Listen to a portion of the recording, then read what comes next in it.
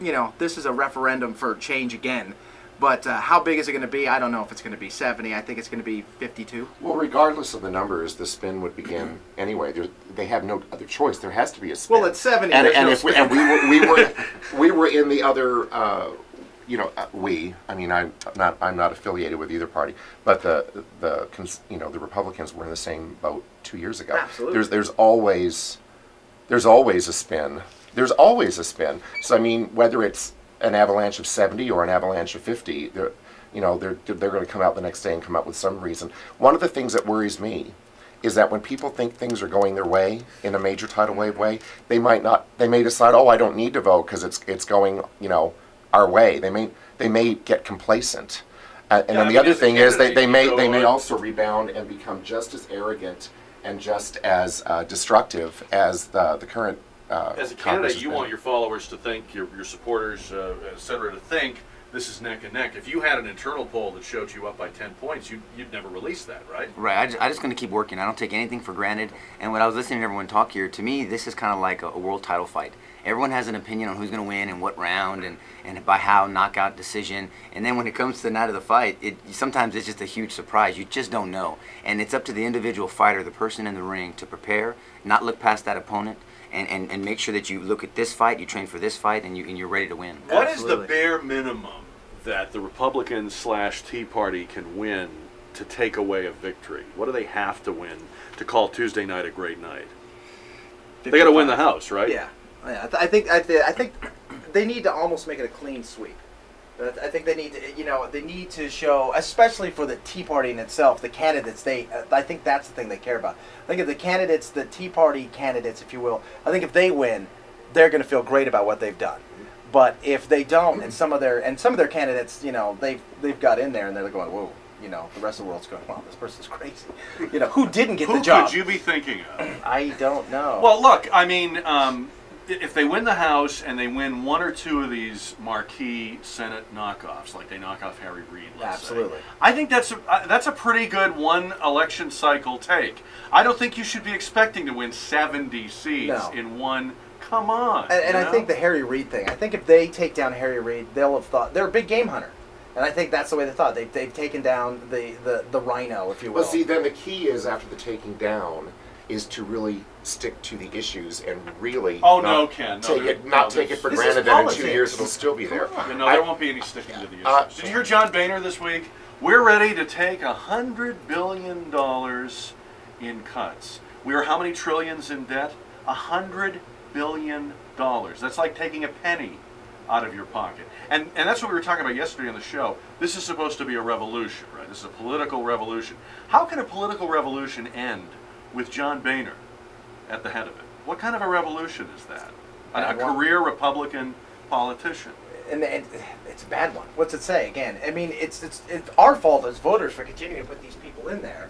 And then, you know, like you said, John Boehner can't be the end-all, the be-all. There's got to be something else. But I mean, if the voters are picking these new people, and admittedly, Chad, some of them are flawed or maybe not, you know, they're diamonds in the rough, we'll say. We'll be charitable, all right? But, look, shouldn't they be led by somebody who reflects that, who gets that? Not a guy who, I mean, Newt Gingrich, for all his flaws, got what propelled him in '94. This guy doesn't get what's propelling him to the speakership. But who wants the job? Anybody that you would really want to lead, anybody you'd really want to put in Washington, and actually, they're going to get there, and after 6 months, they're going to be like, this place is a mess, and it's never going to get fixed.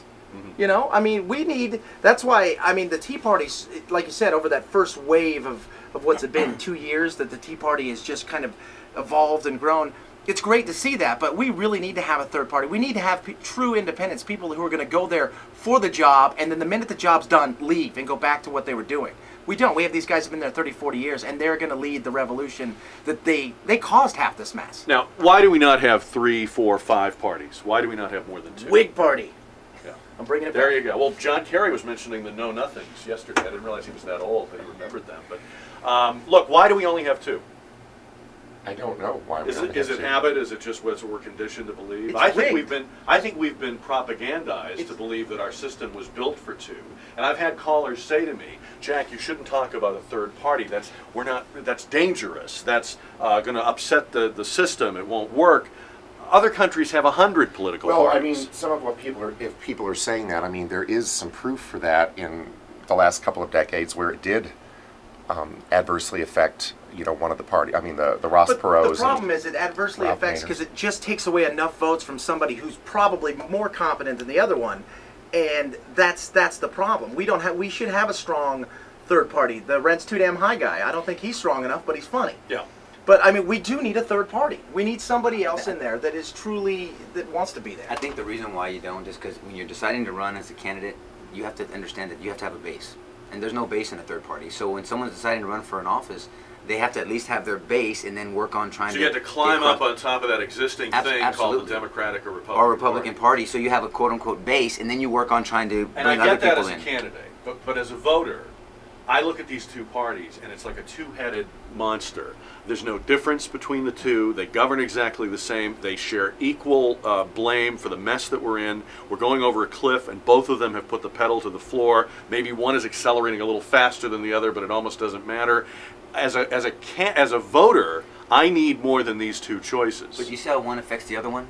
As a voter, you don't have a third choice until a candidate has a base to run as an independent. Does that make sense? Yeah, Well, I mean, so but it's if you like, start at the local level, all right? Right. Now, maybe for you or for a senatorial candidate, you're right. But if you're running for the school board, if you're running for a local office, I think you can run as an independent. Absolutely. And I think you're going to see some of that Tuesday night. But look, we need 2, 3, 4, 5 additional parties, I think, at the national, state, and local level, You know, and those it will happen. Those things, talking about bases, they take a while to build, and I think some people are wanting office so quickly that they wouldn't wait it out. They'd go with the two existing. To build a strong party is going to take a while, and dedicated people who may not be able to actually get in the public spotlight and not necessarily win, just knowing that they're going to sacrifice and try to build this party. I don't know if anybody's willing to do that. To bring it to national prominence, you need somebody like a Bloomberg or Whitman with those kind of that kind of money behind them, like Perot had, to go out there and do it themselves and to draw the people that are like, yeah, I'm really not Republican, I'm really not a Democrat. You know, I'm an independent, which I think a lot of people are more centrist than the left coast and the East Coast would like to believe. And you need somebody who's going to say, I'm going to do this because I think I have to, and I have the money myself to do it.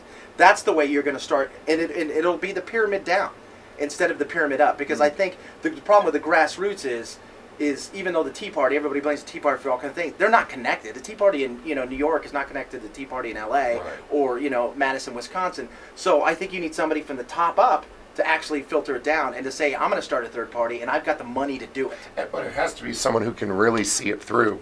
In the case of Ross Perot, a lot of his weaknesses were exposed in the end, and that's why he didn't do better. He may have had the money, but he wasn't The Tea Party strong. movement came together pretty quickly. Yeah.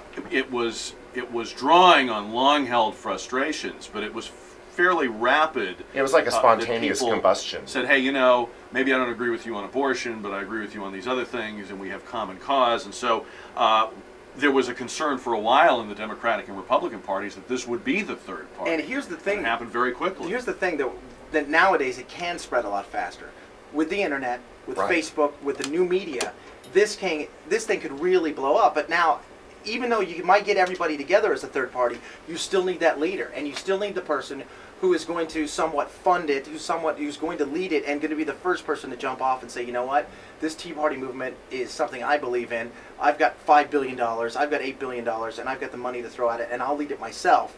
And then from there, it can trickle down. But with the internet, with Facebook, with Twitter, with everything else, this can actually happen a lot faster than, say, 20 years ago. Just throwing this out there, is there anyone that comes to mind for you that could actually fit that role? You know what?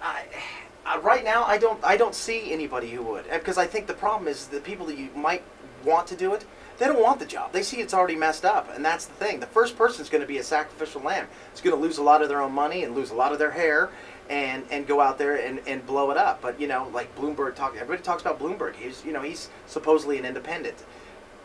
He's got the money? Can he do it?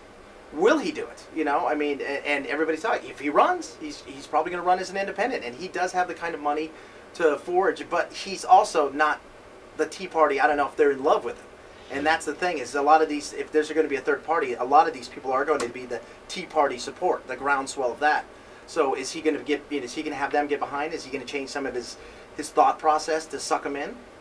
What happens when these Tea Party candidates who get elected Tuesday night go up there and they discover, if they haven't already figured it out, that Boehner and the others are not going to make big changes, not going to roll back Obamacare, not going to really do anything, nibble around the edges a little bit like good Republicans do. They're very, they're very, very cautious and careful, and they try not to offend the Democrats.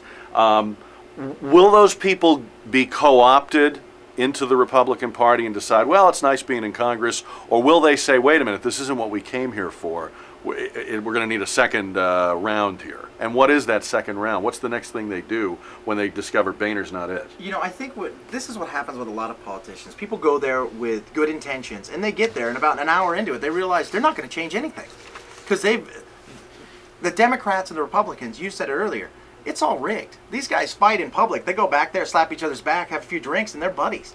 There's a two-party system. Until I think somebody comes out in the middle of their, they're in their second year and they're like, I quit. This is ridiculous. These people are idiots. They're not doing anything we've asked to do. They're not going to change anything until it starts to get exposed that it is truly a fixed system. These people, nothing's going to change. So we've been brought up to believe two parties are the way to go. That's safe. They are different. They're really fighting over the important issues of our time. One party is in charge, and the other party is the loyal opposition. Oh, if we go to a third party and a fourth party, we'll have anarchy and chaos, and it'll be like one of these countries that flips prime ministers every 6 months. So that's what we've been brought up to believe. At what point, as we're going over this cliff economically, are we going to realize that this isn't working? I mean, or will we never come to that realization? We're not going to come to it.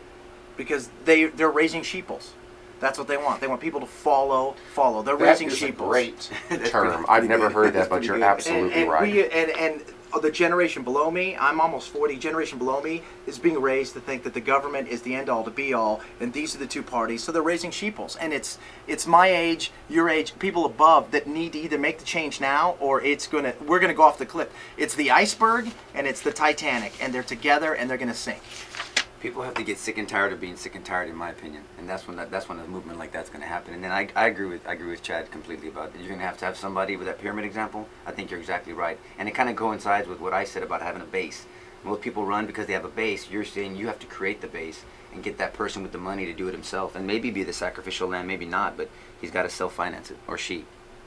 I mean, you see it a little bit in places like New Jersey, where the governor of New Jersey is telling people in that state every day horribly unwelcome news that they have to hear, doing what has to be done, making massive, painful cuts that have to be made.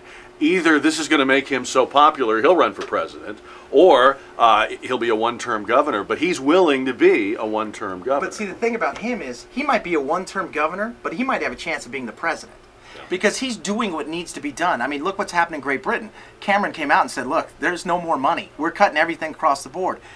Stuff has to be made. You and I both know you got a checkbook. You got $1,000 in there. If you spend $2,000, there's no magic fairy to print more money. And these people don't understand that. And I think he might be he's on the national stage because he is telling people, we can't do this anymore. We have no more money. And I think until we realize that we have no more money, until we put somebody like that in there that's willing to make the hard decisions, we're SOL. Yeah. So we haven't seen that at the national level yet. We haven't seen any presidential candidate think about this. No one, except arguably Ron Paul, who hasn't obviously had a real chance. None of them have ever come to you and said, it's really much worse than you think. We don't have 60 years to fix Social Security. It's out of money now. This money they're talking about for funding Obamacare is all hypothetical money. None of it exists. One of the things Boehner said was we're going to take $500 billion out of Obamacare and put it into Medicare. The money doesn't exist. He's talking about this is like monopoly money. Are we really? Are we as a country going to reward a politician who tells us the truth? I would. Absolutely. I mean, I was talking the other day to my mom about this. I said, Mom, I have no problem with taxes. My problem is where the taxes go. If somebody would just be fair and honest and tell you this is where everything's going, this is what's going to happen, this is what needs to be cut, we all need to tighten our belts for 3 years, and then things will get back on track. The problem is we tighten our belts, nothing ever gets back on track because they